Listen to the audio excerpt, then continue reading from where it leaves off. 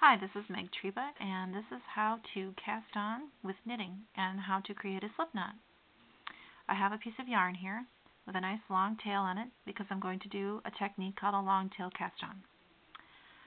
I will start by making a slip knot, and how I do that is I'm going to loop the yarn around my left index finger. I'm going to hold it at the base with my thumb and my third finger, and I'm going to create a loop, wrap it around the first loop, and then pull up the tail using my knitting needle through that bottom loop. When I pull it snug, it creates a little knot at the top. It is called a slip knot because I can simply pull it out. Let's make another. Take the yarn, loop it around your finger, bring the tail yarn around your thumb, around the loop, and creating a hole where that thumb was, bring up the tail. Simple as that. Once you have your slip knot, insert your knitting needle into it, and now we're going to cast on. I have both sides of my yarn on the left side. I'm going to split the yarn with my thumb and index finger and get it into this position where I have sort of a letter N. You can see that. See the letter N? Okay. I'm going to take the yarn that's wrapped in front of my thumb and bring it over to the yarn that's over by my index finger and pull up a loop. So I'm going to go left to right. See the little window I've created?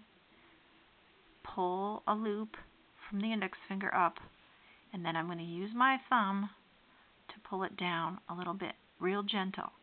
We want to have a little bit of space here. Keep the stitches kind of nice and loose so that when you start to knit, they're not too tight. Again, right needle, left to right, pull a loop through, up onto the needle, use this thumb to pull the yarn down. Not too tight. Left to right, and pull up a loop. Left to right, and pull up that loop. What I'm creating when I cast on is the edge of my work and this lovely little braid here. Okay? And I have 5 stitches on my needle. The first stitch is that slip knot that we created, and I cast on 4 additional stitches. If your pattern says to cast on 20, you'll create a slip knot, and then you'll repeat that process that I showed you 19 more times to create 20, because the slip knot counts as the first stitch. Let's see it again a couple times. Again, I'm making sort of a letter N.